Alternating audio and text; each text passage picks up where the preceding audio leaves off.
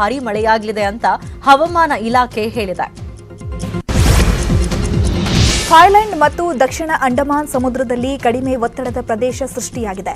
ಮುಂದಿನ ದಿನಗಳಲ್ಲಿ ಅದು ಪ್ರಬಲವಾಗಿ ನವೆಂಬರ್ 18ರಂದು ಆಂಧ್ರಪ್ರದೇಶ ಕರಾವಳಿಗೆ ಅಪ್ಪಳಿಸುವ ಸಾಧ್ಯತೆಗಳಿವೆ ಅಂತ ಹವಾಮಾನ ಇಲಾಖೆ ಮುನ್ಸೂಚನೆ ಕೊಟ್ಟಿದೆ.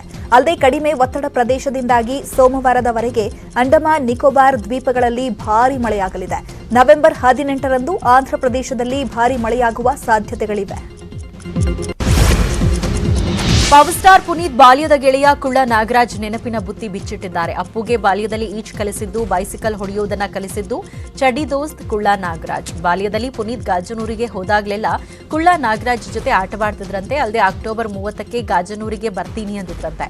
ಆದರೆ ಗಾಜನೂರಿಗೆ ಬರದೆ ಅಪ್ಪು ಬಾರದ ಲೋಕಕ್ಕೆ ಪಯಣ ಬೆಳೆಸಿದ್ದಾರೆ ಅಂತ ಬಾಲ್ಯದ ಗೆಳೆಯ ನಾಗರಾಜ್ ಕಣ್ಣೀರು ಹಾಕಿದ್ದಾರೆ.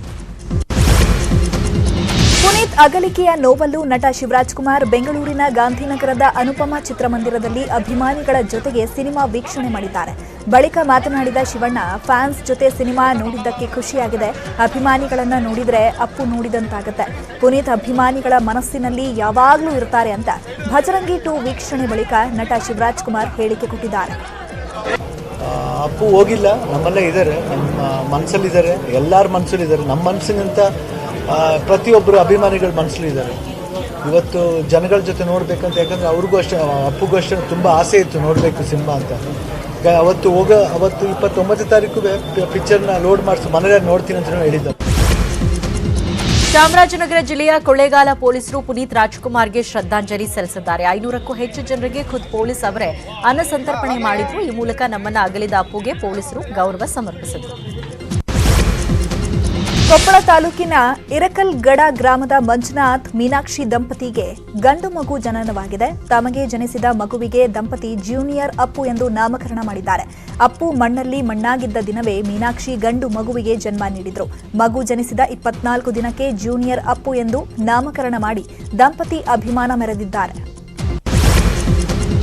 ಬೆಂಗಳೂರಲ್ಲಿ ಹಾಡಹಗಲೇ ಮನೆಯ ಬೀಗ ಮುರಿದು ಕಳ್ಳತನ ಮಾಡಿದ್ದಾರೆ. ರಾಮಮೂರ್ತಿ ನಗರದ ಎನ್ಆರ್ಐ ಲೇಔಟ್ನಿಂದ ಕಲ್ಕೆರೆ ರಸ್ತೆ ಮಾರ್ಗದಲ್ಲಿರೋ ಶಿವಾನಂದ್ ವೇದಾವತಿ ದಂಪತಿ ಮನೆಯಲ್ಲಿ ಕಳ್ಳತನವಾಗಿದೆ.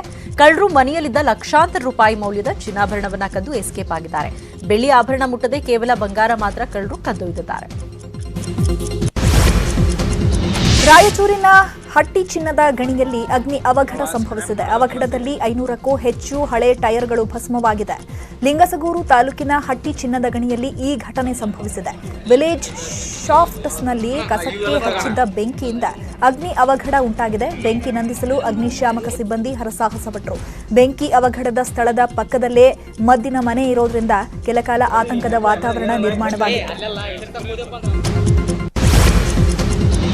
ಬೆಂಗಳೂರು ಹೊರವಲಯದಲ್ಲಿ ಅದ್ದೂರಿಯಾಗಿ ಡಿಜೆ ಪಾರ್ಟಿ ಮಾಡಲಾಗಿದೆ. ಹೊಸಕೋಟೆಯ ಗೋಣಕನಹಳ್ಳಿ ಫಾರ್ಮ್ ಹೌಸ್ನಲ್ಲಿ ರಾತ್ರಿಯಿಂದ ಮುಂಜಾನೆವರೆಗೂ ಯುವಕ ಯುವತಿಯರು ಡಿಜೆ ಪಾರ್ಟಿ ಮಾಡಿದ್ದಾರೆ.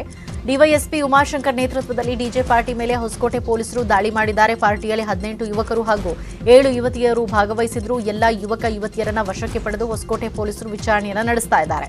ಡಿಜೆ ಪಾರ್ಟಿಯಲ್ಲಿ ಗಾಂಜಾ, ಡ್ರಗ್ಸ್ ಬಳಕೆಯ ಬಗ್ಗೆ ಶಂಕೆ ವ್ಯಕ್ತವಾಗಿದ್ದು ಪೊಲೀಸರು ತನಿಖೆ ನಡೆಸ್ತಾ ಇದ್ದಾರೆ.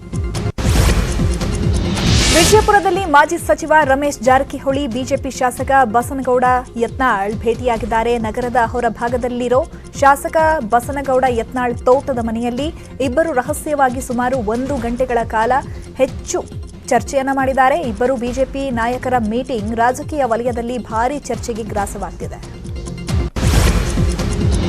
ಇತ್ತೀಚೆಗಷ್ಟೇ ರಾಜಕೀಯ ಈಗ ಮುಗಿದು ಹೋದ ಅಧ್ಯಾಯ ಅಂತ ಹೇಳಿ ನಟಿ ಮಾಜಿ ಸಂಸದೆ ರಮ್ಯಾ ಸುದ್ದಿಯಾಗಿದ್ರು. ಇದೀಗ ಹಿಂದೂ ಧರ್ಮ ಮತ್ತು ಹಿಂದುತ್ವದ ಬಗ್ಗೆ ರಮ್ಯಾ ಮಾಡಿರೋ ಪೋಸ್ಟ್ ಸಾಮಾಜಿಕ ಜಾಲತಾಣದಲ್ಲಿ ಚರ್ಚೆಗೆ ಗ್ರಾಸವಾಗಿದೆ. ನಟಿ ರಮ್ಯಾ ತಮ್ಮ ಇನ್ಸ್ಟಾಗ್ರಾಂ ಖಾತೆಯಲ್ಲಿ ಹಿಂದೂ ಧರ್ಮ ಹಾಗೂ ಹಿಂದುತ್ವ ಬೇರೆ ಬೇರೆ. ಹಿಂದೂ ಧರ್ಮ ಎನ್ನುವುದು ರಾಜಕೀಯವಲ್ಲ, ಆದರೆ ಹಿಂದುತ್ವ ಎನ್ನುವುದು ರಾಜಕೀಯ. ಹಿಂದೂ ಧರ್ಮ ಎಂದರೆ ಎಲ್ಲರ ಒಳಗೊಳ್ಳುವಿಕೆ ಹಾಗೂ ಎಲ್ಲರ ಬಗ್ಗೆಯೂ ಇರುವ ಪ್ರೀತಿ. ಇದಕ್ಕೆ ವಿರುದ್ಧವಾಗಿದ್ದು ಹಿಂದುತ್ವ. ನಿಜವಾದ ಹಿಂದೂಗಳಿಗೆ ಈ ವ್ಯತ್ಯಾಸ ತಿಳಿದಿರಲಿದೆ ಅಂತ ಉಲ್ಲೇಖಿಸಿದ್ದಾರೆ.